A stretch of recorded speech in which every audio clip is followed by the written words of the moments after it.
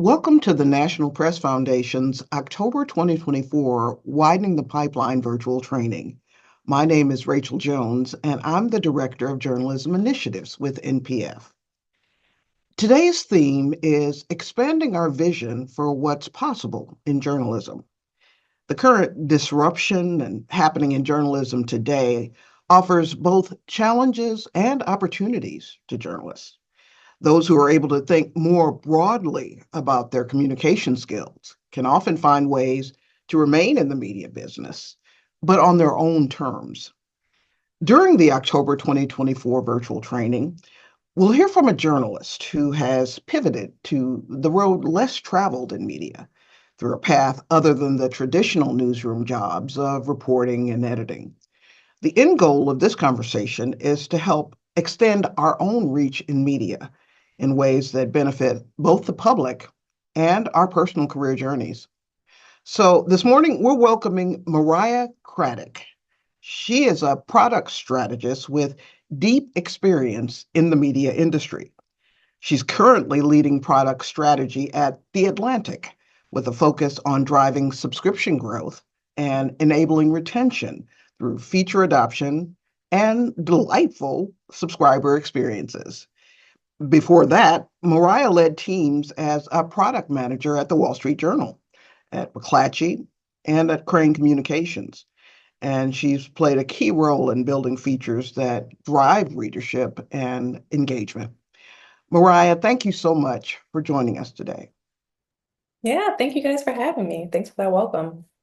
So, listen, as I've told you a couple of times, what intrigued me about getting to meet you and having this opportunity was the way you described yourself in your bio when you said that you essentially, after a career of doing other things, you sort of stumbled into the world of content strategy, et cetera. So, before you get to the presentation that I know you've put together for us, why don't we start by just getting your backstory and your lived experience and tell us about your journalism career? Yeah, absolutely. Yes. So it's funny. Yeah, that bio in particular is, I think, probably the best description in that, like, this is a path that was unplanned for me. So I'll talk a little bit about my career journey and timeline in the presentation. But yeah, I originally wanted to be a journalist and went to J school and got a degree in journalism and um, kind of had a series of different internships during my time and then eventually worked in the newsroom at Crane Chicago Business and pretty quickly kind of, learned kind of the things that I really enjoyed about journalism and kind of getting to talk to people and going out and reporting and writing and being able to bring information to people, but also kind of through a series of events, which I'll talk about in more detail, just kind of ended up getting opportunities in other roles that actually ended up being, I think, a better fit for me personally, just based on like how my brain works and being an introvert and wanting and maybe kind of wanting some different opportunities aside from kind of the traditional reporting role. So yeah, I ended up kind of getting a chance, and I'll talk about how I got that chance, but to work in audience development and then ended up doing that for a bit before eventually pitching a role that was called audience engagement, which really was like a aim for me to kind of try to bring the worlds of like the newsroom and like the data and like audience development side closer together in that like these two teams weren't talking to each other even though they had valuable information to share. And so ended up becoming an audience engagement manager, and that kind of put me on a direct path to where I am now, which is a product director. But before that was a product manager, where a lot of your role as a product manager in a news organization is to kind of bring together all of these different teams who don't traditionally maybe talk to each other, but trying to bring them together to organize around certain goals and to get certain things done. And so um, definitely a stumble, definitely was kind of just something that, kind of happened. But, when I look back, I kind of can see how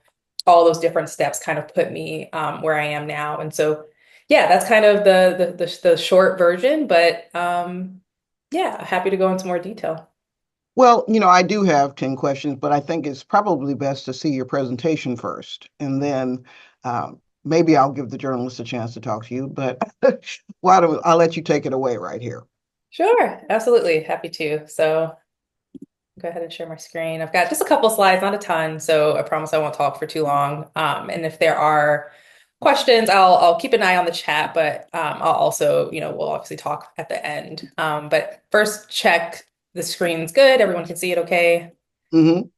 Awesome. Great. Cool. So, as teed up, I am Mariah, and today I was going to spend a little bit of time just talking about my career journey in more detail in hopes it does shed some light on just non-traditional media career paths. And like I just said, this path for me has been largely unplanned. I had a lot of different twists and turns and peaks and valleys, but I can kind of see it, especially as I was putting this together, I could kind of see how, oh, these things actually weren't random, even if it felt random or confusing at those different times. And it's probably honestly the only way I would have gotten here. I don't think I ever would have chose to study in this field or actually a plan to become a product person.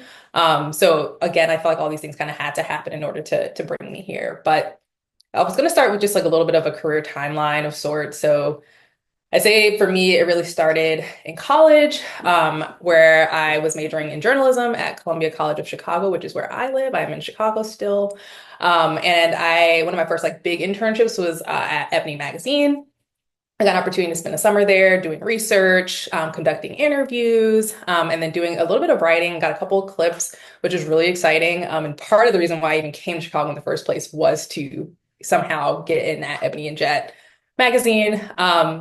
And then after that, I did a year-long internship with their sister publication, Jet. And so at the time, this was over 10 years ago, we essentially, myself and a small army of honestly unpaid interns were essentially running their website, doing all of their social media strategy and execution. And honestly, this was probably the experience that really helped me get my next opportunity, which was at Crane Chicago Business. And so at Crane, I was originally a social media intern. And this was, again, the very early days of kind of like social media as a distribution channel for news companies. And so, again, this was something they kind of essentially handed to the interns. And I was able to basically develop their entire social media strategy, while also getting a chance to do some reporting, working with the breaking news desk, and also project collaboration with other departments like audience development and marketing teams. So when that internship came to an end, I was really fortunate that I had done this collaboration with audience development because it opened a door to another internship, this time in audience development. Now, at the time, I did not know what audience development really was, but I was curious and still very early career and open. So I knew I liked working with that team. And so I took that opportunity. And it was really fortunate for me because it was something that I actually ended up really enjoying, because in audience development, I got a chance to actually learn more about the audiences that we were serving, what they thought of our work, who was subscribing, and how much more diverse that audience actually was than the newsroom sometimes thought they were. And then eventually I was hired on full time as a marketing automation specialist, which basically meant like I ran a lot of like email marketing and things like that. And then I spent the next 5 years working in a lot of different roles throughout Crane's parent company, Crane Communications. So I did, like I mentioned, email marketing, and audience development before I eventually ended up pitching the idea of an audience engagement manager. And like I said, this was something that I kind of, this was becoming a thing more and more in different news organizations at that time. And I had learned after spending time in the newsroom and then coming over to the quote unquote like business side, just how much these two sides really did not talk to each other. And in some cases, that made a lot of sense because, of course, there's a wall or, a separation of church and state when it comes to the newsroom and maybe a sales team who might be selling advertising. But for, a team like audience development or engagement, it had that unfortunate side effect of also being separating the newsroom from really helpful data that could help them be more effective in reaching the audiences they were trying to reach. And so with audience engagement in that particular role, I got the opportunity to bring these worlds a little bit closer together to not only improve how we distributed our work, but also better inform our work.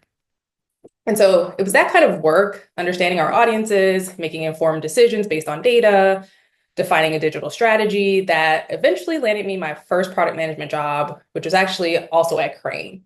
Now, that first product management job was probably, honestly, in hindsight, only product management in name, in that what I was doing then is very, very different than what I'm doing now. But it was that title that I could then leverage to get my next product manager role, which was at McClatchy. And then I later went on to the Wall Street Journal.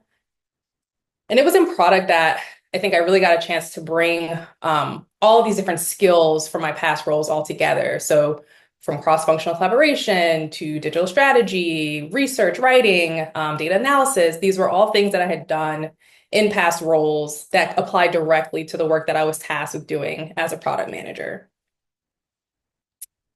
So before I go on, I'll talk a little bit about what a product manager is in case you are unfamiliar. So the simple summary or definition would be that a product manager is the person who oversees the development and success of a product or service from conception to launch and beyond.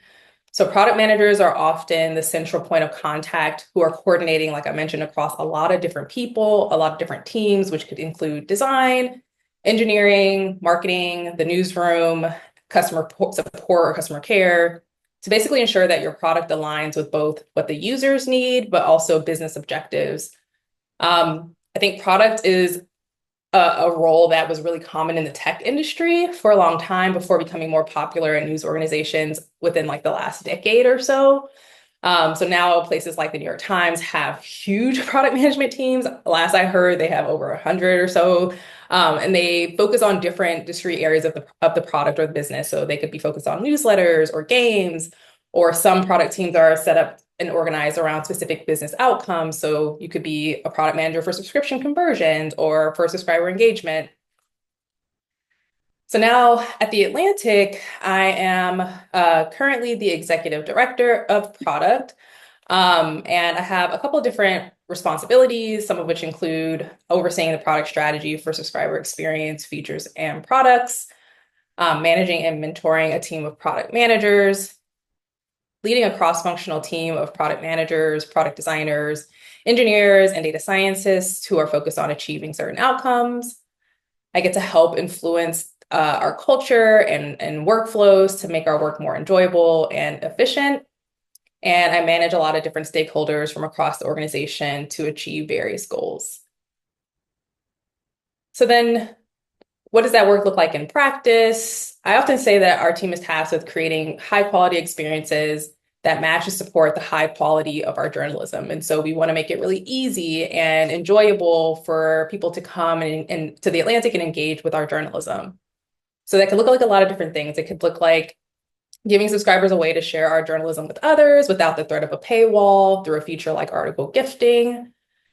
It could be creating utility features for editorial projects, like this tool that we added to our Great American Novels list that allows readers to note and share which articles or which books they've already read, and also easily buy the ones that they haven't.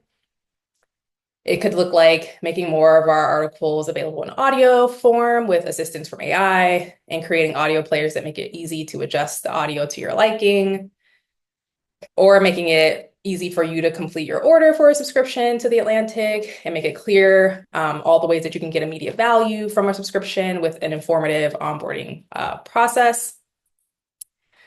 Or it could look like making it really simple to provide access to The Atlantic's content at scale for educational institutions or organizations through group subscriptions. Or it could look like a lot of different things, some that might even be more experimental with new technology that we would test out on our research and development site, which actually just launched last week, called Atlantic Lab. So this is where we get to be a bit more experimental with some new technology like generative AI, to kind of understand kind of how audiences interact with it, learn about it, and if it's something that proves valuable or interesting, bring it over to our main site. So that's a little bit about what I'm doing currently, and I'm happy to talk more about any of that when we get to Q&A. But before that, I just wanted to explicitly call out some of the skills that I would say have been directly transferable to my current role. So first, I'll say clear communication. I think this is a highly, highly underrated, but extremely consequential skill needed in so many different jobs, but especially in product, because so much of your job is talking to different people internally, everyone from reporters and editors to marketing and engineering and designers, but then also externally to your readers or subscribers, the people who are using your products, people who might not be using your products yet. So the ability to communicate and translate is, in a clear way is probably one of the skills that I honestly lean on the most right now, as a product director. And I would say relatedly, precise writing is key in this role. So often, in order to have that clear communication, you're drafting all types of documents to articulate strategy, a specific feature or product and how it works, or you could be summarizing insights from a recent audience interview that could help shape the direction for a future initiative. And so you could also be trying to communicate, like I said, to engineering or design and how something's supposed to work. And so precise writing is really key to making sure that everyone is aligned and clear and moving in the same direction. Interviewing. So while I'm not conducting interviews as a journalist anymore, you do find yourself conducting interviews with users often in product. So you're working to understand, a person's motivations, their needs, their habits, to ultimately help create experiences and products that could serve them. And so sometimes you're doing that through interviews, which means you really need to know how to ask good questions, and follow-ups in order to get clear answers. I would say relatedly, there's a level of empathy and service that being a journalist involves that I think could relate to product as well. Because you're using your journalistic skills to see issues from multiple perspectives and you mesh them with your own vantage point, and you do kind of the same thing in product, whether it's for the readers and users you're serving, or internally with different team members. Leading with empathy is really important to getting trust and buy-in.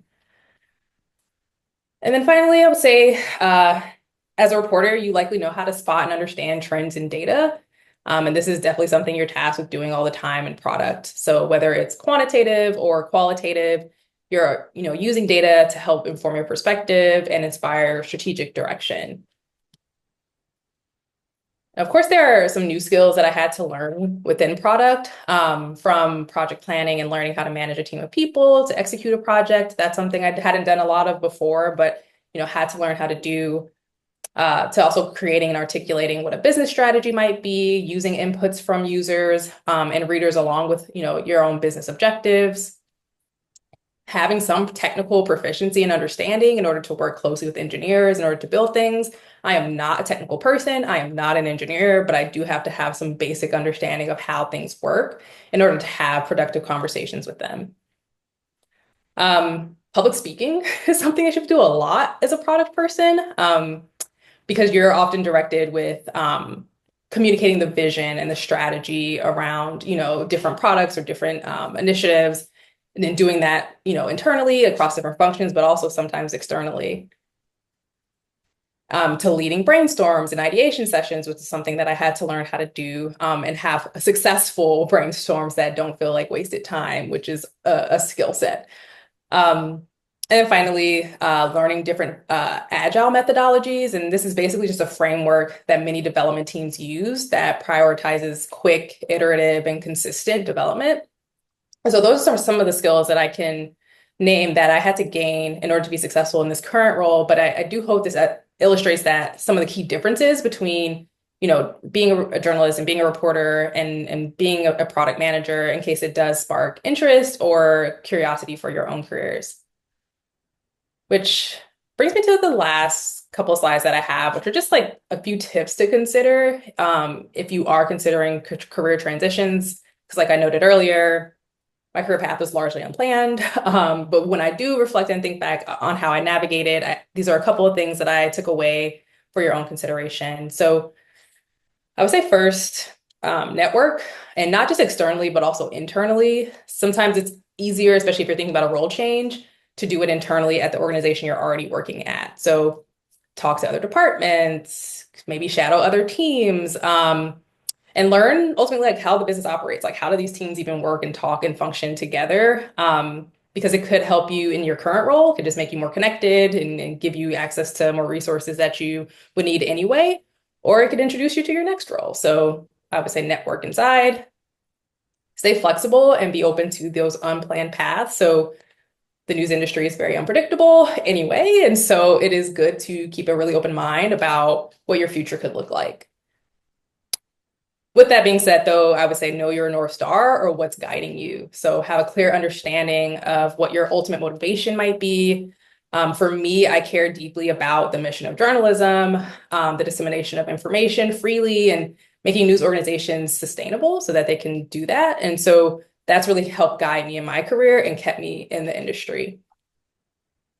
And then finally, I'd just say don't discount your value or your skills. I hope this presentation illustrated just how valuable journalism experience is for product management, but also for marketing, audience engagement, and probably a lot of other roles within media. So that's everything I had. And here's my email if you do want to reach out after or connect, and also my LinkedIn. I'm happy to connect with you all. That's all I have. Mariah, I just have to jump in and say, when I think of my first job in 1986, um, as a woman of color, and probably the first woman of color in the St. Petersburg Times Clearwater office, um, I'm just filled with pride and am impressed by you and your energy and your spirit. But I recall myself in so many settings being merely tolerated, merely, considered an affirmative action hire, and you know, we have to put up with her or whatever. And so, two questions for you. The first one is, what is the one thing that you have always known about your own career strengths or your own abilities that has served and sustained you through all of the pivots that you've done? Hmm. Yeah. While you think about it, I'll tell you mine. And Yeah. that, again, I've been at this game for a minute and been through a lot of different experiences. But even at the lowest point for me, I've always known that I was a very good writer. I've known that. I've known that since I was like 8 years old. And so somehow or other, that helped me to navigate, move forward, hang in, say that, I don't care what you think about me, I know who I am. So, Yeah. Yeah. No, I mean, I was going to say, I think probably the two that come to mind immediately. One is the ability to communicate clearly and good writing. I've always been a writer. Before journalism, I went to art school and was a creative writing major. So liked to write plays, liked to write stories. So I always just have loved language and being able to express myself clearly. So I think that's one thing that I've always felt really confident in, and it has helped me, as I hope I illustrated, in like every single role. And to this day, even when I'm writing certain things, talking about, what the product is and what we're, planning to do, I think I often get feedback still of like, oh, this is like very good. This is nice to read from you. Like it's nice to be able to read your writing. It would be that. And then I would also say just like probably less so when I was a reporter. I didn't know this at the time, and I was also very young. But now I know one of the things that really motivates me and that I really enjoy doing is like bringing different people together to solve a problem. Like I sometimes, things are messy and things feel chaotic, and like that's not an ideal situation to be in all the time. But sometimes I really enjoy those moments because it's like, okay, we've got to make a plan. Like I know how to kind of like turn something that feels really messy and unclear into something that feels really clear. And I feel like that's definitely something that like I feel confident in, and like in this particular role right now is like what I'm doing, unfortunately or fortunately, all the time, is trying to solve problems, trying to put out fires, trying to make process out of no process. That's kind of where I thrive. Yeah. I'm going to push you a little bit further on this one because the way you describe yourself is a lot of the way that I describe myself in terms of being primarily an introvert, maybe. I'm not somebody who likes to hang out and Yeah. jibber jabber with people, whatever. But another sort of personal strength that I think that I have is empathy Mm. and sort of curiosity about other people and the ability to listen or whatever. So, is there sort of a more of a personal thing about your energy and who you are that you would say is benefiting you as well? Oh, absolutely. Absolutely. Because I think to your point, like I think just as a person, there are a couple things I know about myself. I'm like a little bit of I have a lot of discipline. I'm intrinsically motivated to like do certain things. Um, I definitely am an introvert. I forget exactly what my like acronym is on the like Myers-Briggs, but like I remember being very far on the scale, and I think that has helped me in my career in that I am more of a listener. I take a little bit more time to process. I might not be the first person to speak up. But like when I do, I feel like people listen. And so I feel like I use that to my advantage a little bit.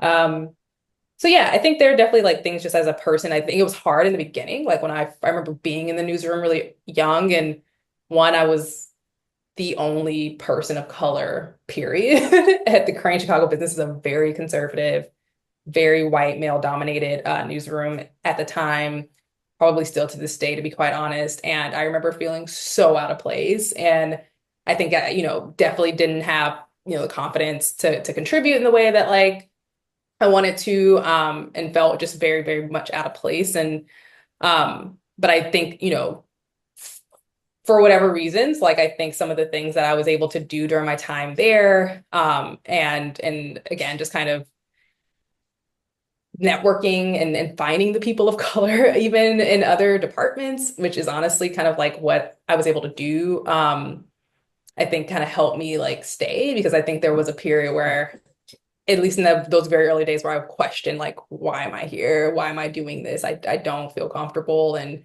no one's trying to make me comfortable. And I think I just kind of had to, yeah, like kind of put my head down a little bit, try to get things done, do what I was there to do, but then also kind of find those safe places and people, which I do think in hindsight, like kind of helped me stay around. Yeah. That's a huge theme for widening the pipeline. Find your people, and when you find them, you're in good shape. I'm going to turn it over now and see if there are any questions. If there are, can I see hands or Zoom hands? Does anybody have a question for Mariah before I jump back in? I see that Aditi. Please introduce yourself and ask your question. Hi, Mariah. Thank you so much for this session. This was really helpful. I kind of want to ask you something adjacent to what you talked about. You're at the Atlantic, where, more recently there was this whole news about the partnership with OpenAI.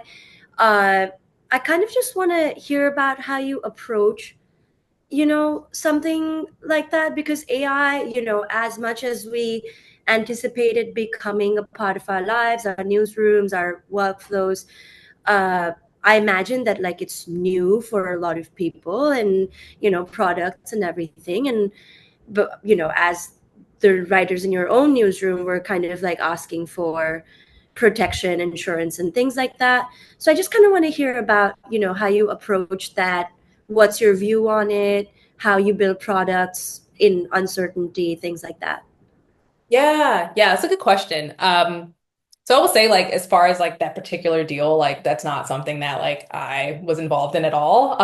But I will say, I think, when our CEO and even our editor-in-chief have talked to us about it, they've really just kind of have said, definitely uncertain times. But the thing that we do know is that we want to be able to, when it comes to our journalism, when it comes to people accessing information online, like we want to be a part of the conversation. We want to have a seat at the table.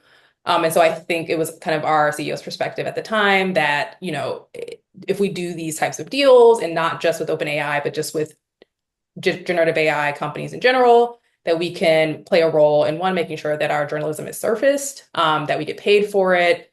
And I think one misconception about some of these deals that publishers are doing is that a lot of these are not necessarily deals to train on our content. While they have access to the archive, it's really to surface it and in search experiences. So one of the things that we're doing with OpenAI is that they have a search experience that they're planning and they're building right now, that we're partners now on, and we can, before this goes live to everyone else, will be able to get to actually test it and understand how is our content being surfaced. When we ask ChatGPT, show me this particular article by this author, is it labeled? Is it going to send traffic? Is it sourced and cited correctly?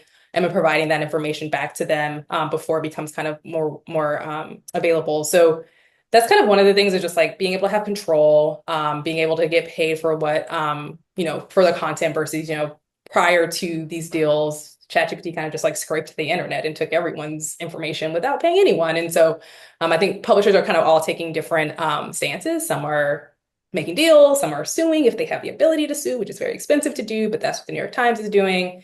And then there's other kind of smaller publishers that are kind of talking about like, hey, how do we band together in this moment? Because we do have leverage. And I think that's kind of the thing that I think about is like, content, especially quality content, is extremely valuable to these models right now. And so we have, as an industry, leverage. And I'm kind of curious about how we as an industry just react in general to that. But as far as like products and things, so it is really interesting in that like, because of this deal and this partnership, we did get some opportunity to basically have like more bandwidth to utilize ChatGPT and these different tools than like it's very expensive basically to run and build your own LLMs. And so now we have some ability to do more of that without being so concerned about the cost. And we basically are in test and learn mode. So there's some things that we've done where, again, like I think we have some very clear like editorial guidelines and red lines on like what we will and what we won't do. So for the Atlantic specifically, like we know that people come to us to hear from our writers. Like we know that like the human experience is what shapes a lot of what the journalism that we put out and produce. And so when it comes to content creation, it's kind of like a non-starter. Like we don't use AI to create content, images, nothing. But where we can think about AI and where we have been a bit more experimental is when we see a particular gap in our processes, and when it comes to research and tooling and things behind the scenes, that's where we're a little more open to like utilizing AI. And so different teams are at different stages of their like comfort with that. But there's some things like, for instance, I talked about a little bit AI narration. And that, one of the things we knew from our readers for a long time was that we do long form journalism. It takes a long time to read our content, and people really wanted audio versions. But the way that, the way that we produce and publish, it took a really long time to get something from, published all the way to an audio version. We did a hackathon about a year ago with our engineering team where we did a couple of different projects utilizing generative AI. One of those things that came out was us testing this tool that basically could allow for us to take, text and turn it into audio. And it felt a bit less cringy and robotic than like past text to speech tools. And so we ended up pulling that out of the hackathon, continuing to work on it and make plans for how we would integrate it into our workflow and our CMS.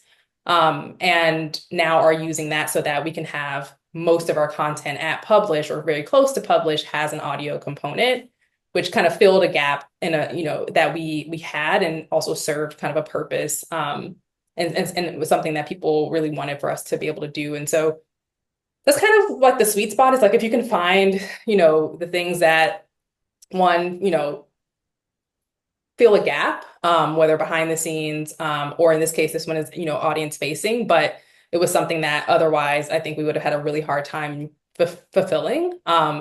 That's where we're a little more open to experimenting with. But I think, yeah, like content creation, things like that, we're not as, like we know where the red line is, and that's one of them. So yeah, I hope that was kind of a long answer, but I hope that answered most of what you asked. Yeah, I mean, I guess like also just to put a finer point on it, you have like an active role in creating those red lines and like thinking about where it is or isn't, is what you're saying. I think it's more of an editorial, like honestly, it's like an editorial, like they draw a lot of the lines around that. But then like a product team respects that, right? Like so very early in the days where like ChatGPT first became even a thing, our editor-in-chief like put out like a really beautiful note that like actually like talked a lot about like encouraging experimentation and being open, but also like, here's what our brand is, like, here's what we do well. And a lot of that centers around, again, like the human experience and human voices. And that's where we're just going to draw the line. So like that was one thing so that kind of guides like, and kind of dictates the product and technology, like where we can go versus where we wouldn't go. So I think that's kind of like, and then everything is still conversation. So even if a new idea comes up and we're like, hey, we kind of want to experiment with this, but like maybe there are a couple like question marks or there's like a gray area, like that's a conversation. So like even AI narration wasn't always 100% something people felt really good about, especially because like the quality sometimes wasn't the greatest. And like we had to really work with our partners to get it to like a level that we like felt was matched, like the caliber that we expect to match. And so it's still a conversation, everything that we do, but there is at least kind of like we kind of know like what we just wouldn't do. Like I know some publishers experiment with AI to summarize articles for their audiences. That's something we wouldn't do. Because again, like we value the craft of writing, the craft of storytelling. We don't want to summarize, an author's work. And so that's like kind of like we kind of know where we can go and where we can't, kind of. Thank you. Looks like I'm not going to get a chance to ask you any more questions because I see so many hands up. So let's go first to Bradford. Introduce yourself and ask your question. Hi, Mariah. My name is Bradford Davis. I am a columnist member of the Fort Worth Star Telegram's editorial board. Nice to meet you. Yeah, I just wanted to ask, I guess, like I don't know how, not to speak for everyone in this group, but I'm sure somehow will resonate with this. I definitely, love the practice of journalism, being in the weeds of it. And, and I do personally hope to do that for the rest of my life.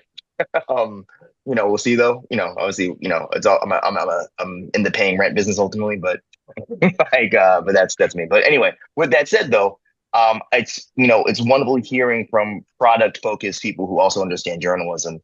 And I hope to kind of be sort of the flip side of that, a journalist focused person who understands product, and be curious if you have any sort of suggestions for people, who to become more literate in knowing what is possible, asking for what you need, et cetera, to make a story pop. So advice for journalists looking to be more product minded or Yeah, yes, exactly. Be more product minded, product literate, so that when you're having a conversation with your editors and if there's a product person on the team, like right. to make sure that you have the most productive conversations possible to execute really cool and beautiful and engaging, work. Yeah, yeah. I got a couple of things I would say. So first I would say I think one of the really good resources out there, if you're not familiar with or involved, is called the News Product Alliance.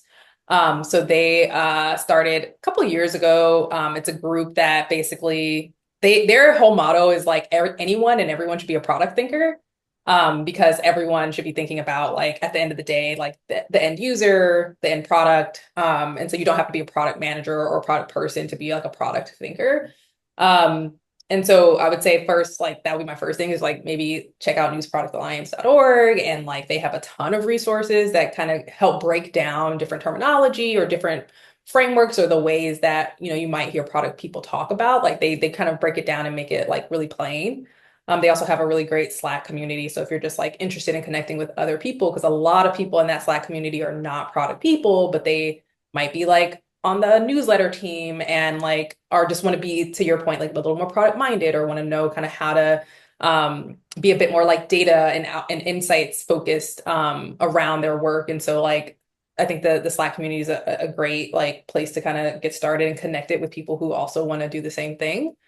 The other thing I would say too, like the difference between I think, and this is like no shade at all, but I think one of the things that I notice even to this day in like how like reporters and folks in the newsroom often think about developing like a new project or a new feature or anything, it's often through the lens of it's a cool idea, or I really like how that looks, or they did it over there, so I want to do it too.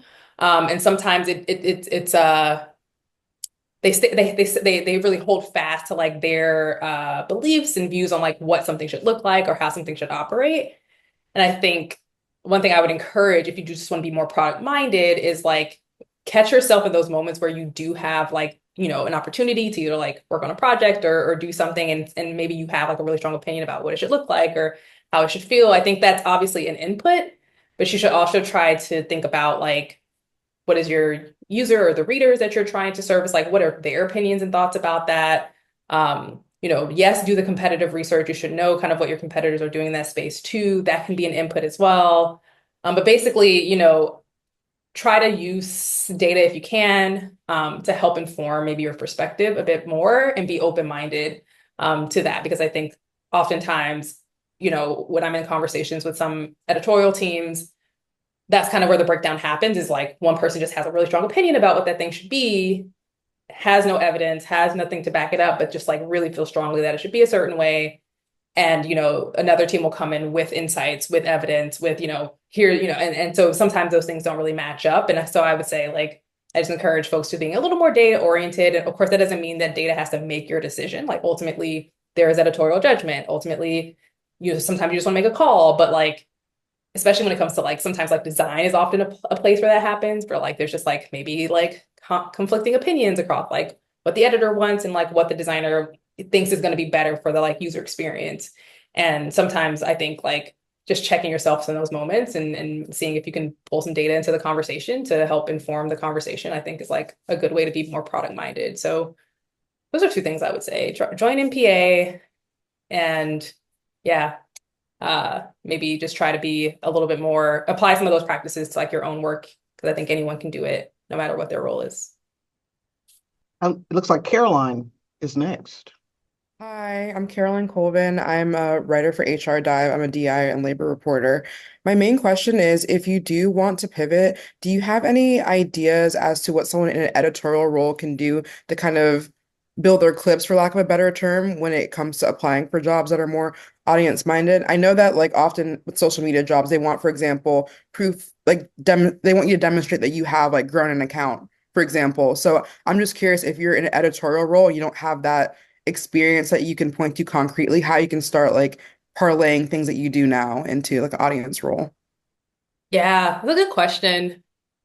I mean, I think usually my advice is when you are trying to go for a role that you currently don't have, is like trying to find like either a project or something you can do in your current job that could like maybe closely either relate to that or like put you in the room with the people who are doing that job. So like if you have an audience team or you have social media people on your staff and they're working on something, maybe there's some opportunity. I don't know. Sometimes like I think back to I mentioned like when I was talking about my career journey and how kind of I got introduced to audience development. It was through a project where I think we were trying to we published like a book of lists. I'm trying to remember exactly what the lists were, but they were a book of lists and it was like a big like, annual thing. And we had kind of always just kind of we didn't really do any promotion around it. But I think, I tried to work across with our audience development team to really think about like, okay, let's just not promote this. Let's also like encourage subscriptions. And like that particular project was again like probably my first time interacting with that team. It was kind of just like one project, but it was something that I could work on. And then again, like work with those people to then like get that introduction later and that opportunity later. So sometimes it's that. I mean, sometimes it's hard to think about what those projects might be. The other path is to, if you are in a position to do your own thing, right? Like if you can have a Substack and grow it, right? And promote it and create kind of like your own thing. I know that might be tough if like you aren't allowed to do that, but I think that's like maybe another way to think about it is like, how can you do a project that relates to the field that you want to go into, whether at your current organization or outside of that organization, that can kind of help you like point to as experience. So that would be like my advice. I hope that's helpful.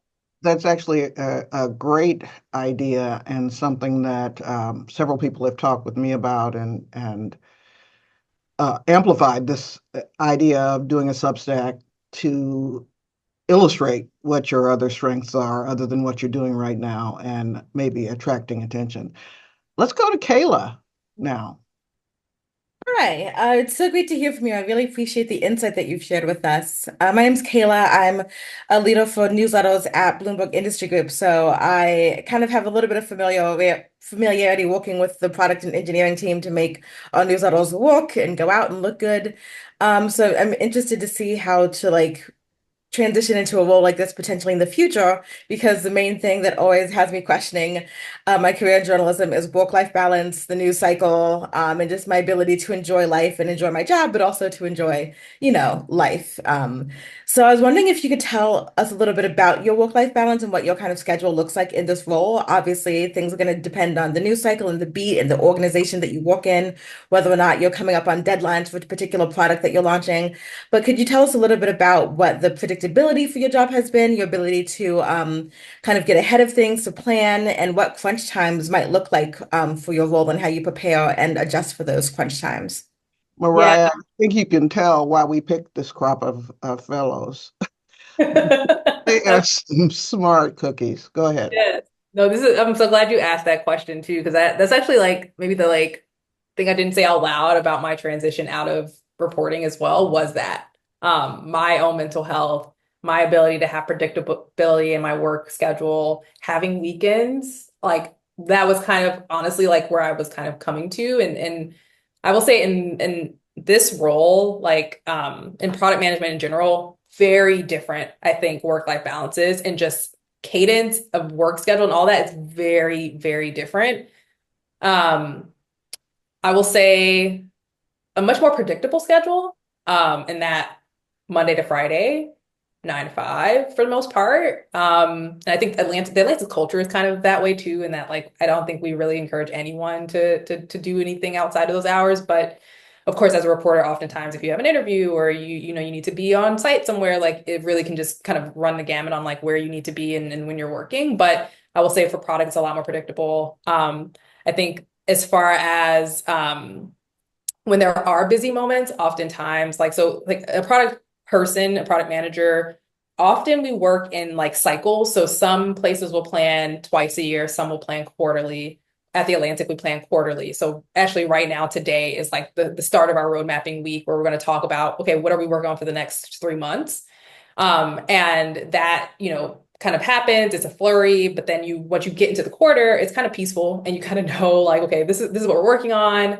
Of course, things come up all the time, like bugs, things break, the site comes down, like, and so often in those moments, it can be like a little bit stressful. You're online, you're trying to figure things out with engineers. But for the most part, I would say like very comfortable work-life balance. I work remotely as well. I was hired during the pandemic at the Atlantic, so I'm in Chicago, but most of my team is in New York and DC. And so there's that. But that's not, everywhere, but I will at least say like for the most part, my experience has been in product management at all different places I've worked at.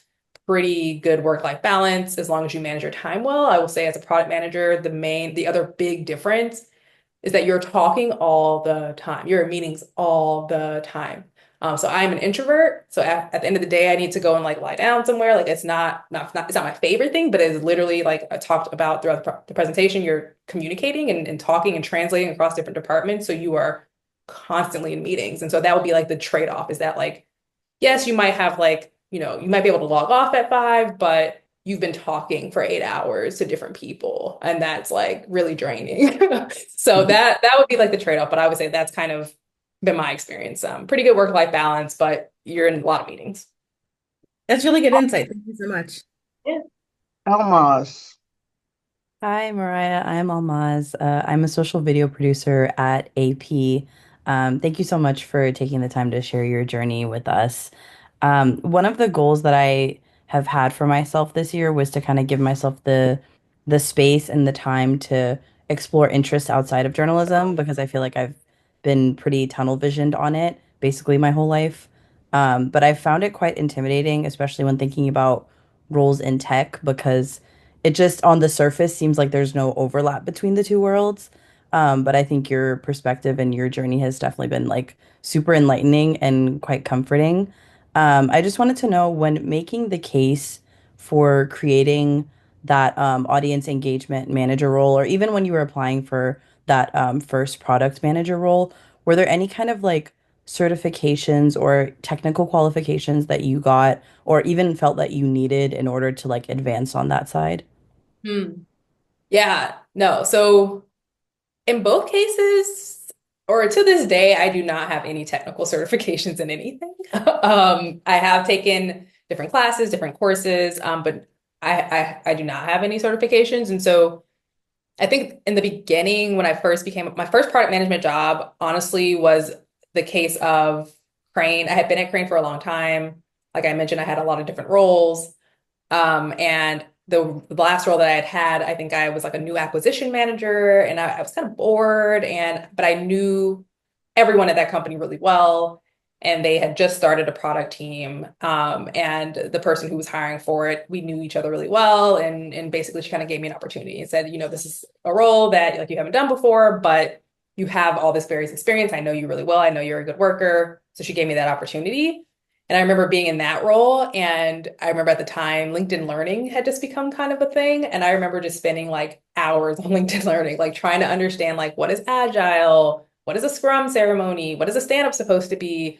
And again, like I remember going through that and also realizing like what I was actually doing at Crane was not product management at all. But at least I was like learning like kind of the lingo and like how things worked and like how engineers talked about things. And so I did a lot of like my own kind of like study on just like getting ramped up in that role and definitely thought about like getting certifications in Agile and things like that. But I actually had heard from other like product people that like wasn't actually 100% necessary. Especially like if your company's not paying for it or encouraging it, like it was kind of like it was kind of optional. And so I think it's really kind of a preference thing. Like I think some people are really more interested in like the operational side of things, or like might decide to go into program management, which is different than product management and is more about like actually like managing the team and their day to day and like, setting up, different projects and plans, and is a little more closely related to project management. And like those roles, people probably would get a certification because there are like very specific things you want to know and learn and understand.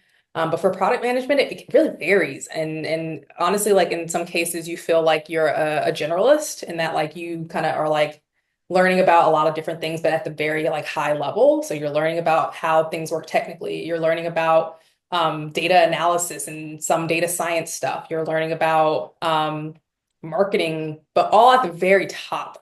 And then like on certain things you might go deep on and you might become like a product manager who's very, very good at data analysis and like insights. And that can be like your specialty. But in a lot of cases, it kind of is like, in my experience, has been like kind of preference. Like what do you want to get certified in? What kind of product manager do you want to be? Because there are some who are technical product managers, and there are certifications you can get to be a technical product manager. And that might mean you're a lot more involved in like the actual engineering and technical aspect of building something. But that's not something that I ever really wanted to do. I always was more interested in the actual like what does the user see and like that experience and making, it more delightful to actually engage with a news site. Like that to me was always way more interesting than like all the stuff behind the scenes. So that would be my advice. It's like it's kind of preference, but I don't think there's anything like there's no gatekeeping happening. And then to your question about like I think you mentioned something around like with the audience engagement role and creating that particular title. Just one thing I'll say, and this is kind of related to the last question as well. The reason why I was able to get that job, and like again, I pitched that. I went to our publisher and was like, this is a thing, it's a trending title right now. We don't have it, and I think I could be a good person for it. It was primarily through, at the time, I was an audience development manager.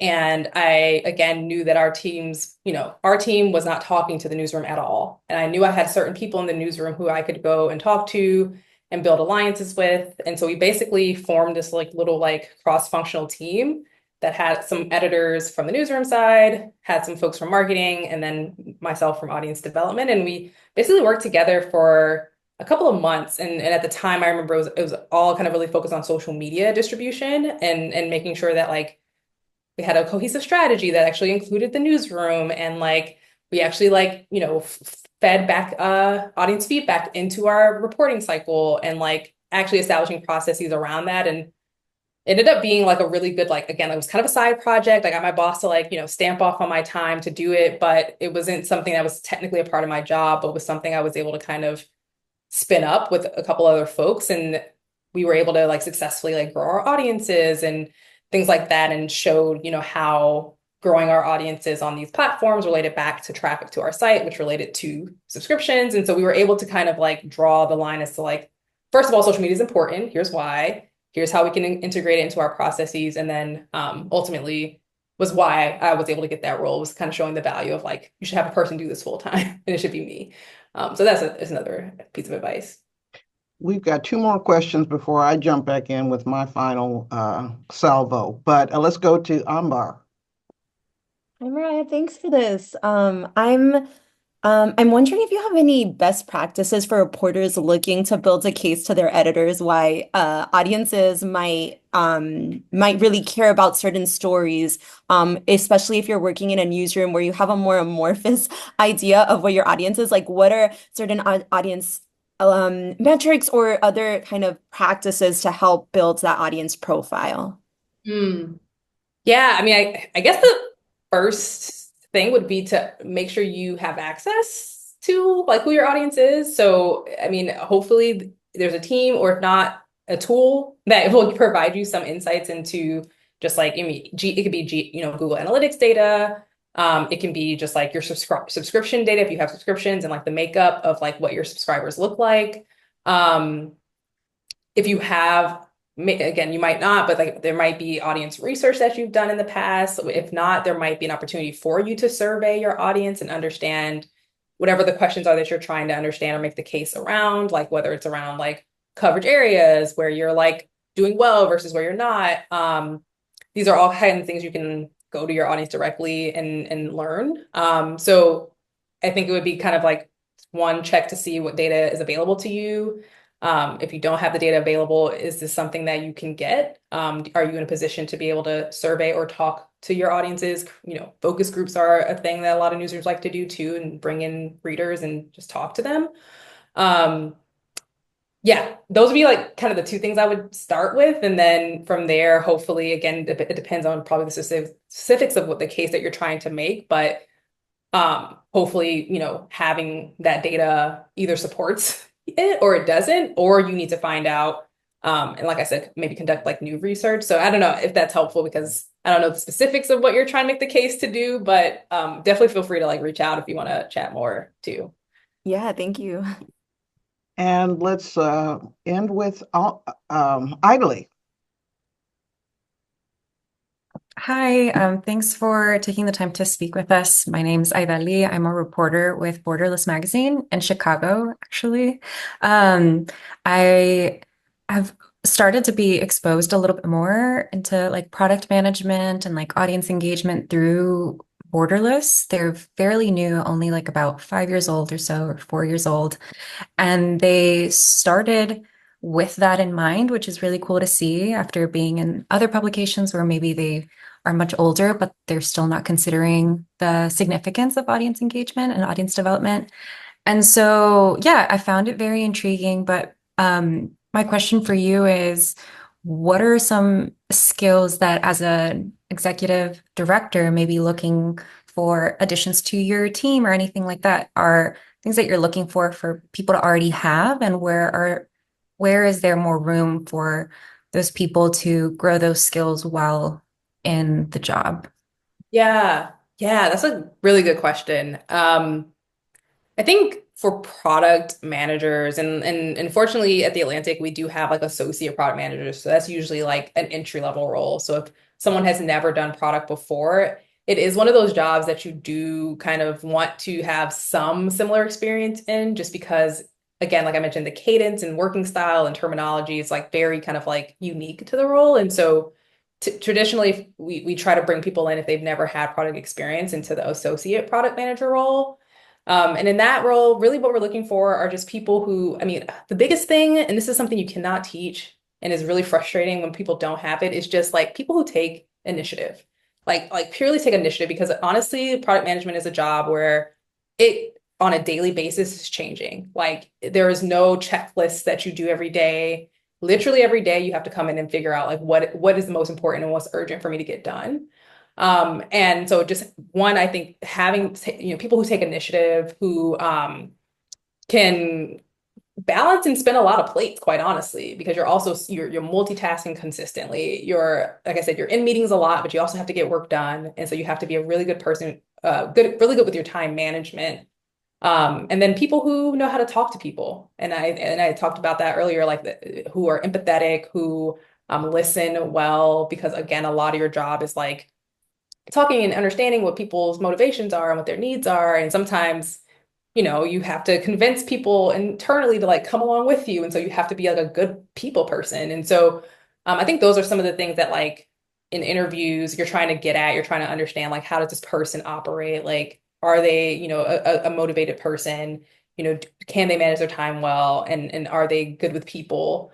And then the things that you can learn on the job are all of the things related to like what I said, like we talk about agile methodology and running sprint ceremonies and knowing how to write a ticket and user story to like be able to communicate with developers and designers. Like all of that is honestly stuff you can learn on the job because it's not really that hard. I think the harder stuff is the soft skills. And like I said, a lot of the things that you do in journalism kind of can relate to that. So that would be my answer to that one. Ambar, if your question is quick, we'll take one more. Thank you. I was just wondering when you were talking about how one of your superpowers is bringing people together and finding process out of nothing. If you just have any best practices for that, because I'm hoping that is something that we can learn, that's not just a natural gift. Yeah.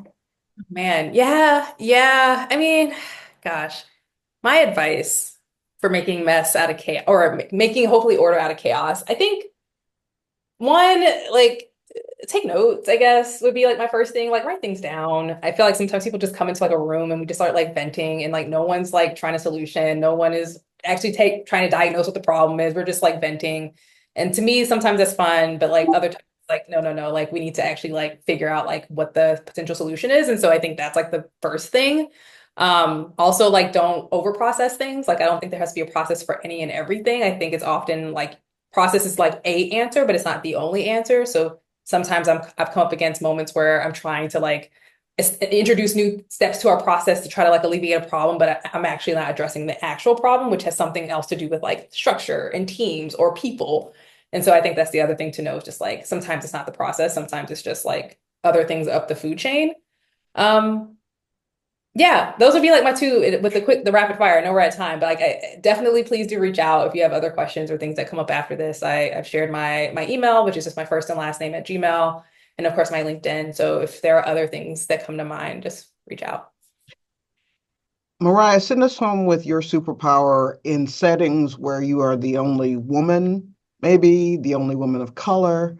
As you've shared your journey with me, on one level, I understand that Crane's Chicago business was probably the ultimate boot camp for learning about how to move in those spaces. But as we wind down, let us know um, what you think your superpower is in terms of being product managers, a content strategy director in spaces where there are a few of us.